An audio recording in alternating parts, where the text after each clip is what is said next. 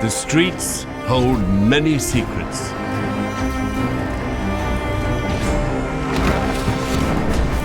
From alleyways in the heart of London to the quietest country lane, they've all witnessed cruelty and violence, jealousy and despair. They've seen crimes of passion and cold-hearted murder. They've seen killers escape and killers brought to justice. In this series, we'll be investigating the most notorious crimes and intriguing mysteries. Stories of men and women who killed, of the police who hunted them, and the victims who were left behind. From the files of Scotland Yard and far beyond, this is the dark history of our streets.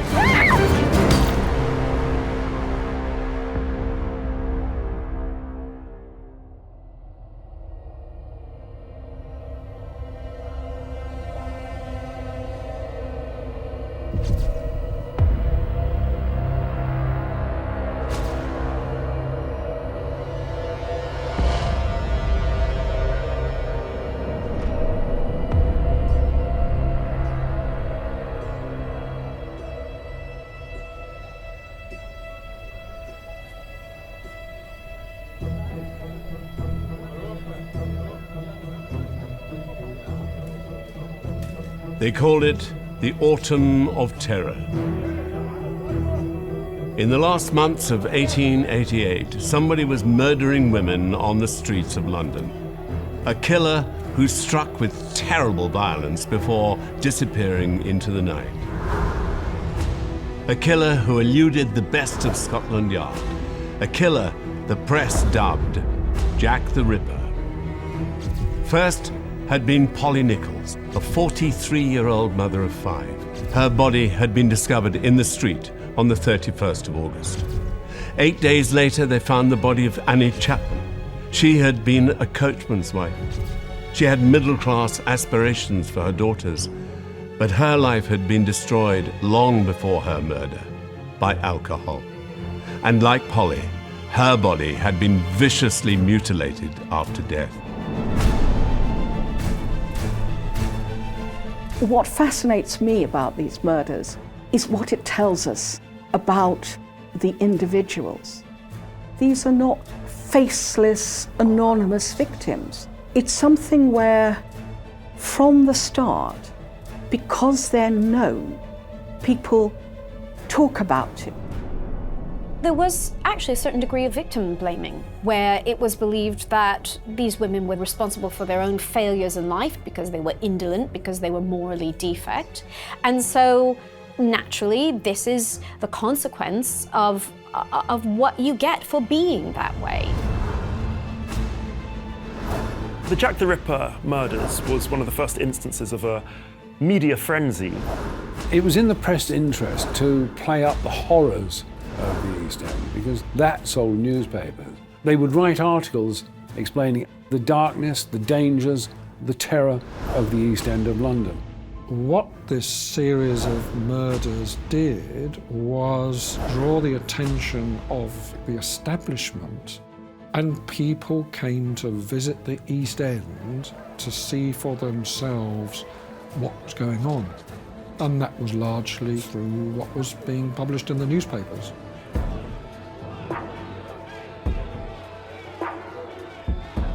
With the police baffled by crimes they simply had no experience of, it was the press who shaped the narrative of the killings. Murders were good for business, and editors were keen to spin the story out day after day. For their millions of readers, newspapers became the authority on what was happening in Whitechapel. We rely on those same reports today. In the 1880s, record keeping for the police wasn't the same as it is today, and actually, since the murders, a lot of the official records have been lost, including some of the inquest reports. There was no proper regulation of the archives, and they were dismissed as scrap.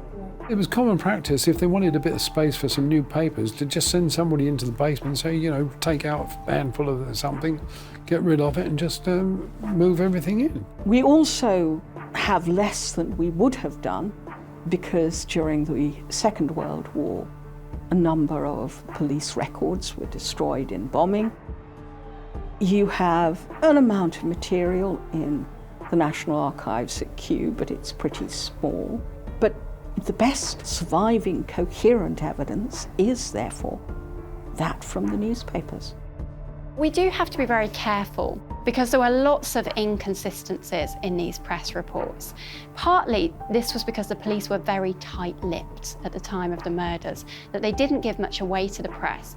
And so the press had to rely on reports from coroners, reports from witnesses, and witness testimony was often unreliable and contradicted other accounts.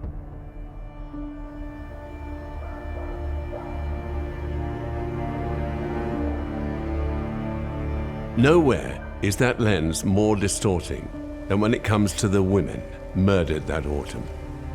To some in the contemporary press, they were fallen women, somehow conniving in their own deaths, deserving of their fates.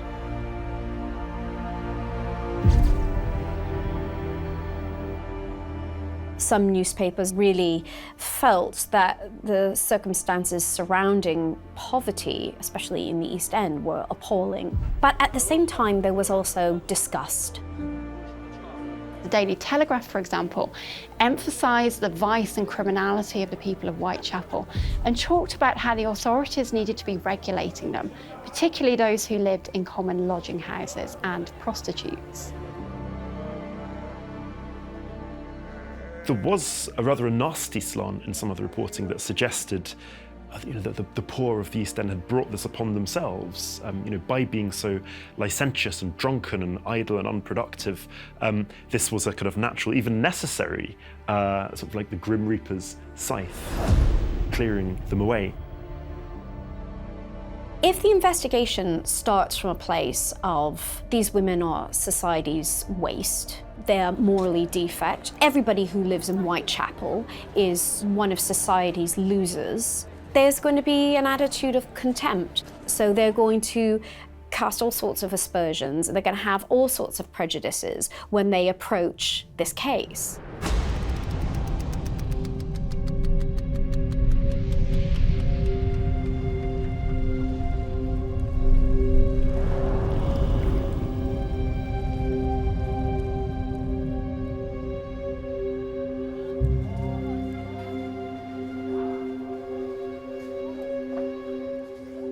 Louis Diemschutz was a street salesman. He had been to market in South London and, in the early hours of Sunday morning, was returning to Whitechapel with his pony and cart. It was just striking 1 a.m. when he turned down Berners Street. Between numbers 40 and 42, the houses lining the street were interrupted by a set of double gates. Beyond them lay Dutfield's yard. Diemschutz guided his pony into the narrow court. Towards the end of the yard, lights still shone from the windows of the Socialist Club where Diemschutz was a steward. But just by the gates, it was pitch black. Suddenly, his pony shied to the left. Diemschutz urged it on, but the creature refused to pull straight. It was then that Diemschutz saw her. At this point, the horse shied away from this bundle lying in the gateway. Looking down, the man reached over with his whip and prodded it. Taking the horse and cart further into the yard, he got down, came back, and found a woman lying there with her throat cut. We'd see none of the mutilation and organ removal that we expect of the Ripper at this point. Some people suggest that the Ripper was actually interrupted partway through this murder, and that's why we don't see these extensive injuries. It's thought possibly that the murderer was standing behind the gate, and when the salesman went to get a light and park the horse, the murderer slipped out from behind the gateway and headed west over towards the city. Whistle blasts pierced the Whitechapel night. Police came running. A doctor was summoned. The dead woman he found was still warm. Dutfield's yard was sealed off and its cottages searched, but as the police scoured the area for clues, less than a mile away, another discovery soon sent men running through the night. A second body had been found.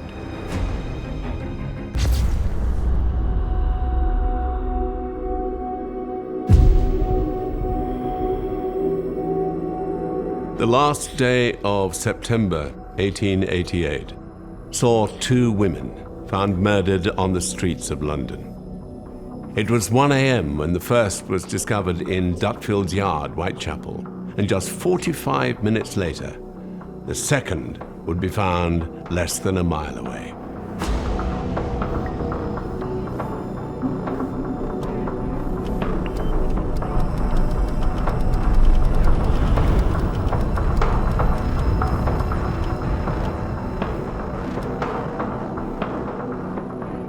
At 1:45 in the morning, Police Constable Edward Watkins was circling Mitre Square in the City of London. He'd been on patrol nearly 4 hours and had passed this way more than a dozen times already. The lone gaslight in Mitre Square had a fault. Its light was weaker than normal, and PC Watkins was using his lantern to peer into the darkest corners of the square.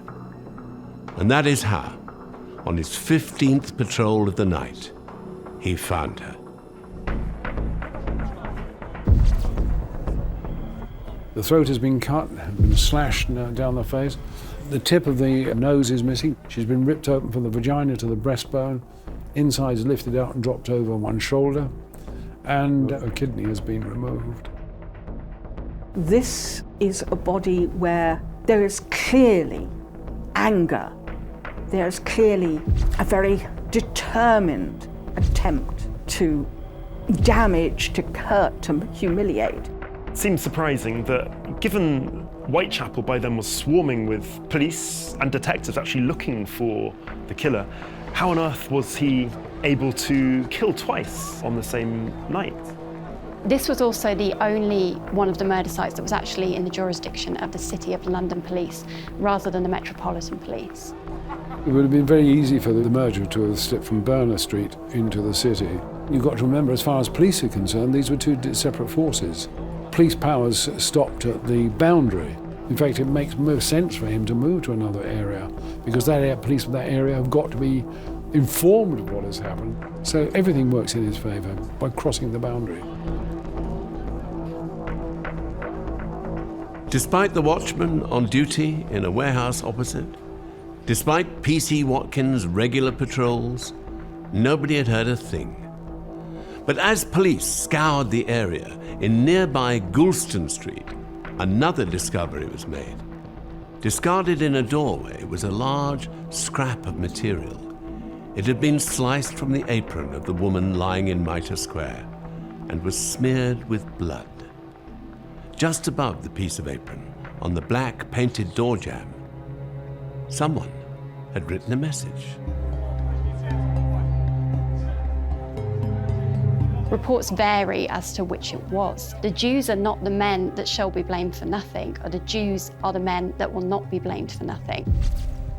Because this was found so close to the blooded piece of apron, it was thought that potentially the killer himself had written this message. Sir Charles Warren, the Commissioner of the Metropolitan Police, came along to the scene, said that chalk graffiti should be removed. He ordered that to be wiped off and cleaned off at a very early stage. He did not want any trouble. And when it comes down to it, that was his priority, not discovering who might have murdered one or more unfortunates in Whitechapel. I have no idea what the message meant. In fact, I've never met anyone who could tell me what the message meant. It obviously meant something to the killer, but what it means is, I don't know. Are the Jews to blame or are they not to blame? Where do we go? I just don't know anyone who's come up with a rational explanation. News of the two murders spread fast. Within 20 minutes, the first newspaper had the story. The editor of Lloyd's Sunday newspaper stopped the press to produce an extra special edition that went out that morning. Rival newspapers scrambled to catch up. They called it the double event. The murder maniac sacrifices more women to his thirst for blood, thundered the Star. The Globe dubbed the killer a detestable assassin, and the Evening News proclaimed a reign of terror in Whitechapel. The major papers soon reproduced the letters received by the Central News Agency. Jack the Ripper's apparent promise of horrors to come had been fulfilled. Wherever the letters came from, they were publishing gold. Sales soared to new heights. But as had been the case with Polly Nichols and Annie Chapman, less interest was shown in the lives of the victims themselves. The woman found in Duckfield's yard was identified as Elizabeth Stride. She was 44. Few who met her would have guessed it from her perfect English, but Elizabeth was Swedish. Born in 1843 on a farm just outside Gothenburg. Her name had once been Elizabeth Gustafsdotter. Elizabeth was not yet 17 when she embarked on the half-day walk to Gothenburg. She was to become a maidservant in the home of a middle-class family. It's not known exactly what happened to Elizabeth in Gothenburg, but within 5 years she would be pregnant, unmarried, and under suspicion. When Elizabeth was working as a servant in Gothenburg, she found herself pregnant. And we don't know the circumstances around this, but it's highly likely it would have been somebody within her master's household, because servants had very little freedom of movement.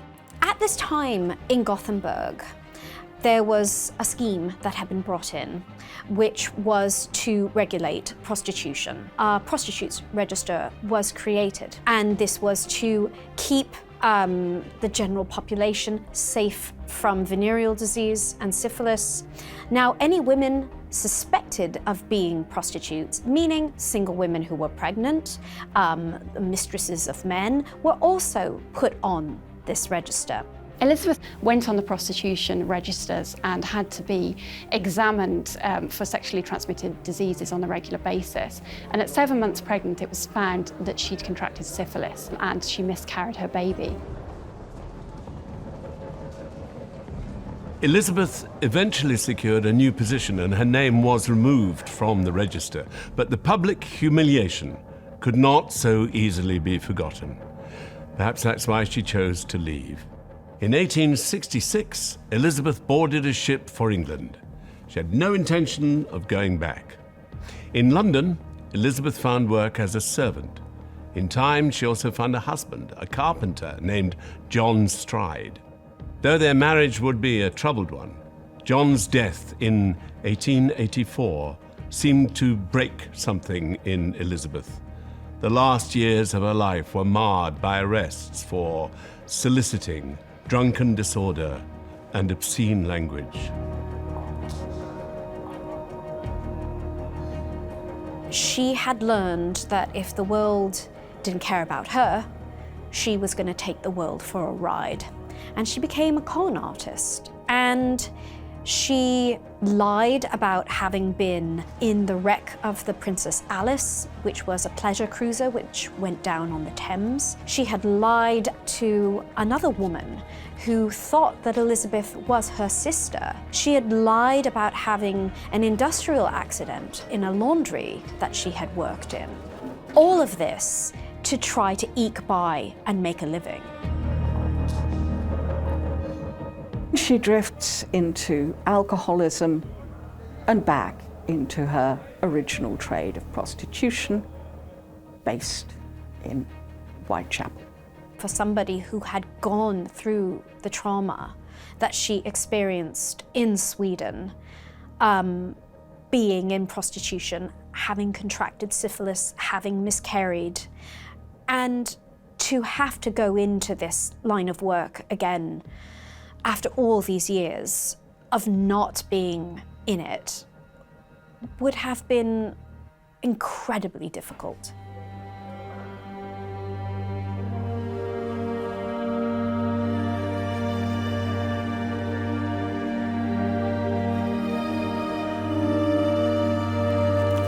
Elizabeth's final movements on September the 29th, 1888 are unknown. At some point, she ate a meal of potatoes, bread, and cheese. She acquired a red rose, which was pinned to her chest, and some little sweets or cashews to freshen her breath. But exactly where Elizabeth went or whom she met are mysteries.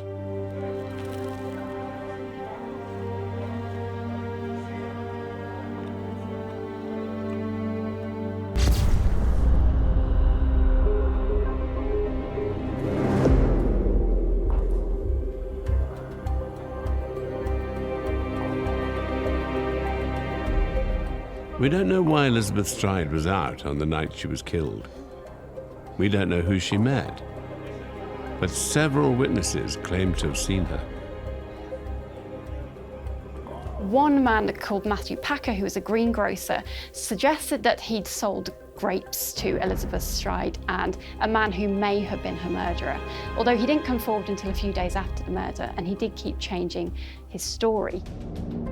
There were other men that night that claimed to see her with a man who was kissing and hugging her, and Police Constable Smith saw her at about 12:30 with a man in a deerstalker hat and a dark overcoat. You have a lot of witness statements which are unverifiable. This is the problem. A lot of people who think they saw Elizabeth Stride, but there's really no proof that they did or didn't.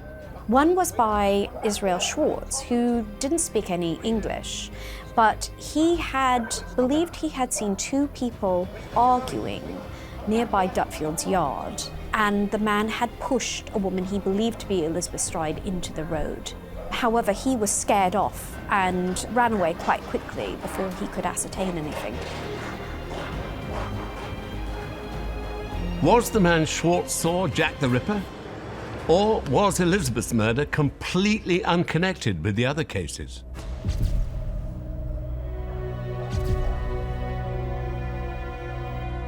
I am still not convinced that the double event was a double event.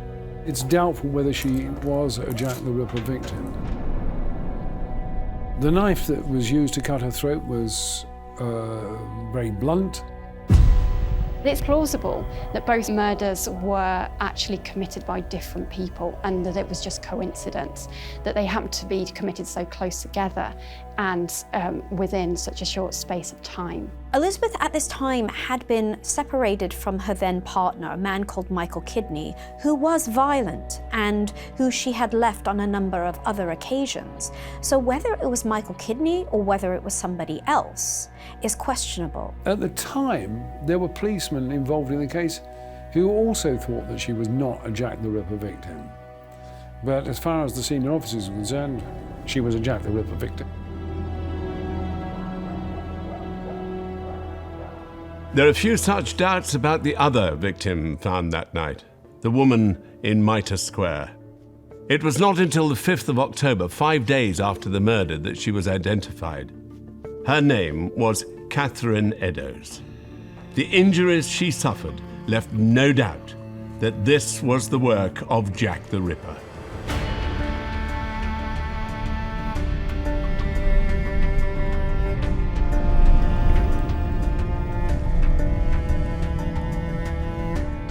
In a way, Catherine Eddowes was killed by the rain. Every summer, thousands of Londoners left the city and headed for the hop harvest in Kent. It was an opportunity to make a little extra money, and with accommodation and beer thrown in, it was the nearest thing to a holiday they would get. Like so many others, Catherine Eddowes left London in August 1888 and went looking for work in the fields. Like so many others, she was to be disappointed. The awful weather that year had devastated the harvest. There simply wasn't the work. Catherine was forced to turn around and walk back to London. She arrived in Whitechapel on the 28th of September. Within 48 hours, she would be dead.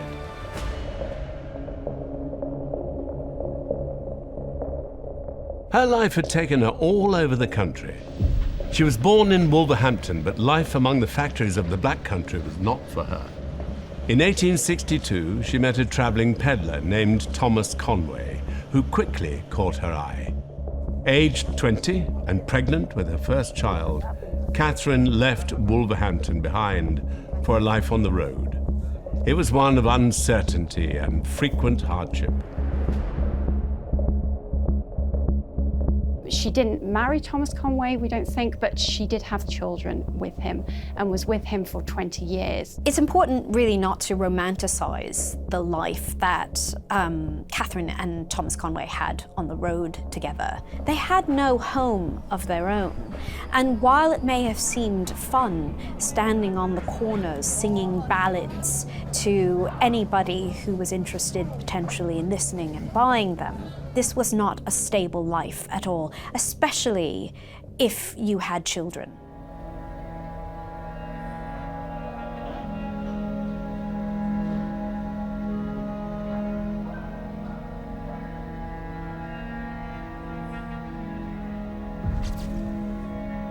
The couple lost an infant daughter in 1869 and a son 10 years later. Thomas Conway grew violent and Catherine turned to drink. In 1881, the couple separated permanently. Catherine took up with another man, John Kelly, whose love of drinking matched her own. It was Kelly who in 1888 had accompanied Catherine to Kent for the harvest. After they returned to London, the couple spent much of that late September weekend drinking.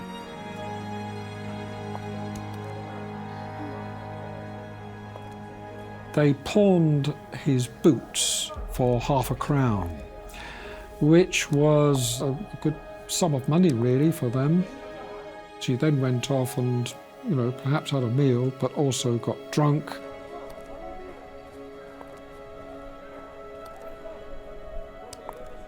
She was found at about 8:30 p.m. She was taken into Bishopsgate Police Station, where she was left in the cells to sleep it off, and she was released at about 12:30 a.m. She was still very much drunk at the time, but she demanded her release, and they sent her off into the night, where she wandered around a bit, quite probably looking for John and where he had gone. There's absolutely no evidence at all that Catherine Eddowes was a prostitute. Her friends, her family, insist she was not a prostitute. She was a drunkard, but that was the extent of her immorality.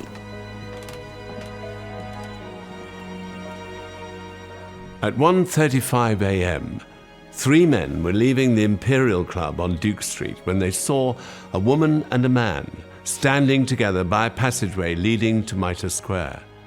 The woman's clothes, the men would later say, matched Catherine's.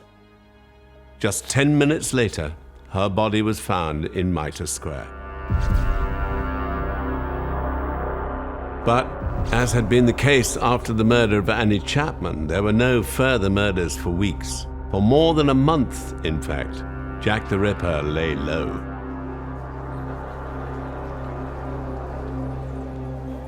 The pattern with serial killers tends to be that they escalate in terms of their violence, in terms of the gaps between the murders becoming shorter. But sometimes killers do stop for a time, and a lot of the time this is because of a lack of opportunity. After the double event, there were many more police on the streets, and it would have been much harder for him to commit a murder at this time. Also, if we go by the theory that he did kill Elizabeth Stride but was interrupted partway through the murder, it could have been that he was spooked by this experience and so wanted to be more cautious after this.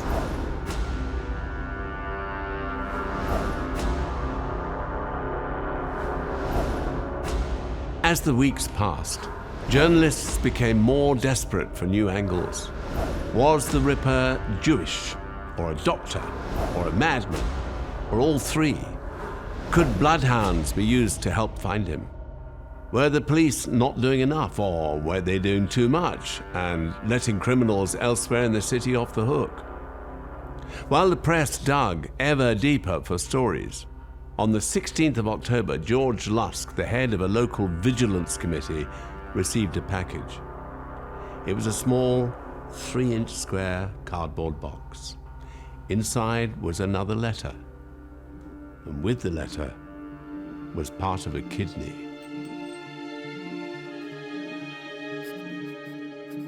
The letter is addressed from hell and reads, Mr. Lusk, Sir, I send you half the kidney I took from one woman. Preserved it for you. T'other piece I fried and ate. It was very nice. I may send you the bloody knife that took it out, if only you wait a while longer. Signed, Catch Me When You Can, Mr. Lusk. A lot of argument has been going on about this kidney. Was it a student hoax, as Mr. Lusk thought? Or was it Catherine Eddowes' kidney? In those days, there wasn't a test to differentiate human blood from animal blood, for instance. So how good the identification of it as, firstly, a human kidney, and secondly, a human kidney that had come from Catherine Eddowes is, we don't really know for sure. The other interesting thing beyond the kidney is the fact that it wasn't signed Jack the Ripper. And so if this was Catherine Eddowes' kidney, and so this was a letter from the Ripper, he was making an interesting statement here. The killer was making a statement saying, I'm not Jack the Ripper. This is a name that I haven't created myself. Whether the letter was real or the work of another enterprising journalist, no new murder came on its heels. The last weeks of October slipped by and November began without incident. The people of Whitechapel must have hoped the autumn of terror was over.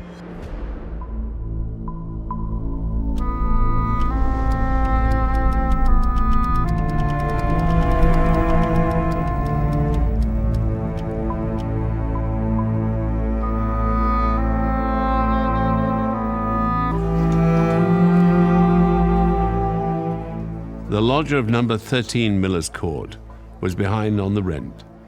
She'd taken the room 8 months earlier, but by November, she was 29 shillings in arrears.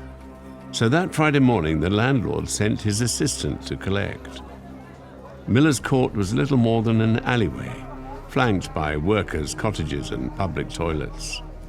Number 13 was a single room, hardly bigger than the bed inside. At around 10:30 that morning, Tommy Bowyer knocked on the door of number 13. Nobody answered. He went to the window. A pane was broken, left unrepaired, and stuffed with a rag to keep out the chill of the night.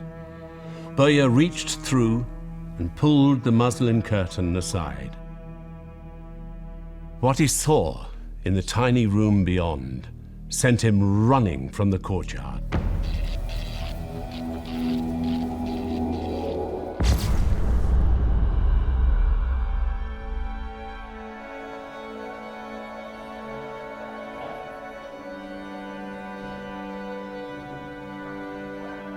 The lodger murdered in number 13 Miller's Court was called Mary Jane Kelly, or so she told people.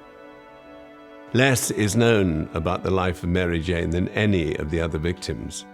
It's not known whether that was her real name or where she was born, and if she had any family, they may not ever have known that she was a victim of Jack the Ripper.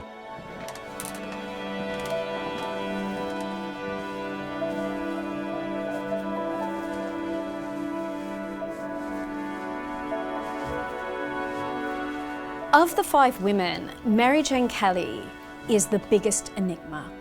We simply don't know that much about her.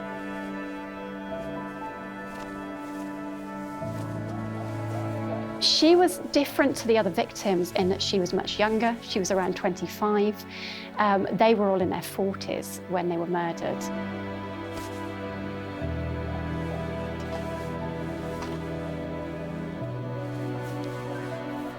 There's all sorts of stories about her Irish background and marriage and such like, and a lot of it cannot be confirmed, it cannot be checked up.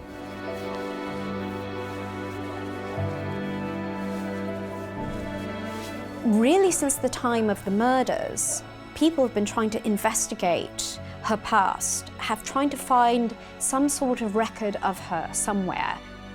and it just doesn't exist. We know only what Mary Jane told people. We have fragments of her life with pieces missing and some which don't fit together at all. She told some people she was born in Limerick, to others she was Welsh, but she appeared to have no regional accent.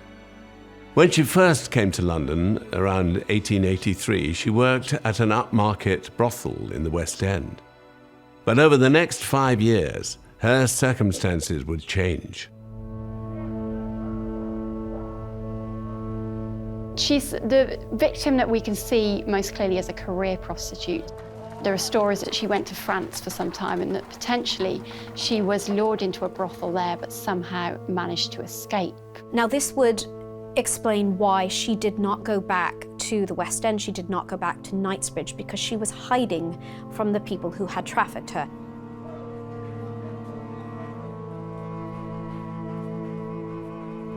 By the March of 1887, she was soliciting in Spitalfields. It was there she met Joseph Barnett, a porter at Billingsgate Fish Market.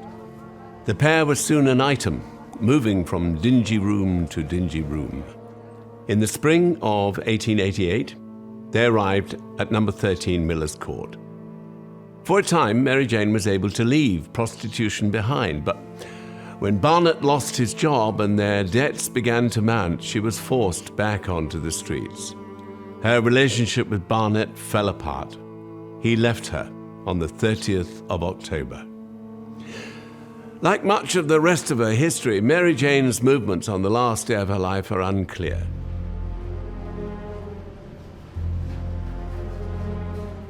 Now, on the night of the murder, Kelly was out on the main road by the church, Christchurch, Spitalfields, looking for customers. A lot of her clientele would have been sailors who came in via St. Catherine's Docks. She would have plied her trade from the very rough music halls and the taverns, pubs in the area. She picks one up, takes him back to her room, and then she's seen going into the room, is heard singing. She gets rid of the customer pretty quickly and goes back on the street again. There are lots of witnesses who came forward and said they saw or heard things that night, and that they believed they saw Mary Jane with a number of people. There were people who even thought they saw Mary Jane Kelly after the time she was supposed to have died. Around 4 o'clock in the morning, there's this faint cry of murder. Such cries as this are commonplace in the area, and when heard, the cry is just ignored. In the privacy of Mary Jane's room, the killer indulged his hatred of women to the full. The level of gore made even the sensation-peddling journalists pause. But only briefly. By the following Sunday, the national newspapers were detailing every cut and stab of the Ripper's knife. For once, it can be said there was no exaggeration to their horrific reports.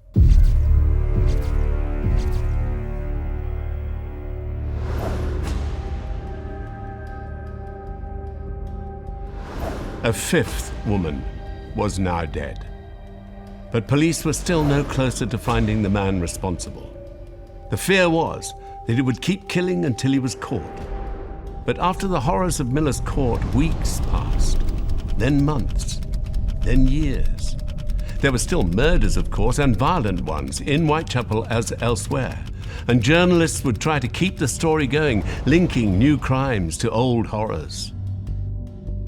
When serial killers aren't caught and cease murdering, there might be several reasons for it. It might be because they've died or committed suicide. It might be that they've moved away or changed their modus operandi. It might be that they've been imprisoned for another crime. It is possible that Jack may have just stopped.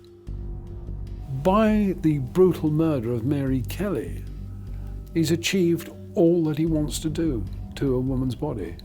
He can't do anything more than what he's already done. And that Mary Kelly murder may have just been the culmination of his ambitions.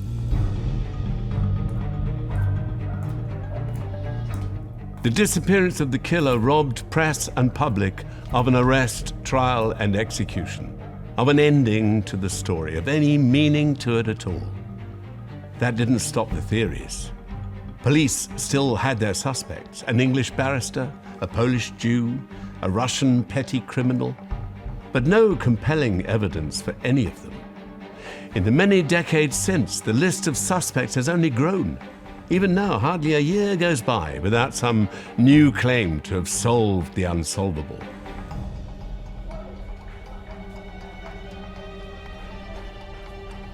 I don't think that we'll ever really truly know his identity. And there's a sense that this makes him more alluring. Because the picture is incomplete, people think the solution must be in the police reports or in the press reports. If only we could look at it more carefully. It taps into our fascination with murder mysteries, as well as these kind of bogeymen that seem to be almost innate parts of the inhumanity of this big brutalising force that is the city.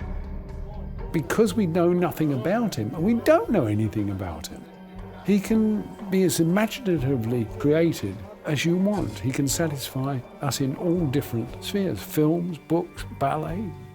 Jack's appeared in them all. We go on so-called Ripper walks now of his murder sites. We play board games where we try and capture him or, more worryingly, help him escape. We read about him in fiction. This is the beginnings of the creation of a mythology around devious, secret, anonymous, brutal mass killings. We're also still attracted to the idea of violence in a perverse way, and the violence was particularly extreme around these cases. Perhaps we're not much different to our Victorian predecessors, that murder still sells. Jack the Ripper and figuring out who Jack the Ripper was has become a type of parlour game, and the women are just clues. They're not real people. We have skirted over the fact that they're human beings and that they had families and people cared about them and they were part of communities in order to continue to play this game. There was a killer in Whitechapel that autumn, but he was not Jack the Ripper. Jack the Ripper never existed. He was a creature of the newspapers, born to sell newspapers. It's a testament to the power of journalism that he became so much more. Whether we like it or not, Jack the Ripper is lodged in our imaginations. Who is he? He is what society wants him to be. He is the foreigner to hate, the rich man to resent, the poor man to fear. He is all of us and none of us. A figure of myth more than history, a monster of our own making.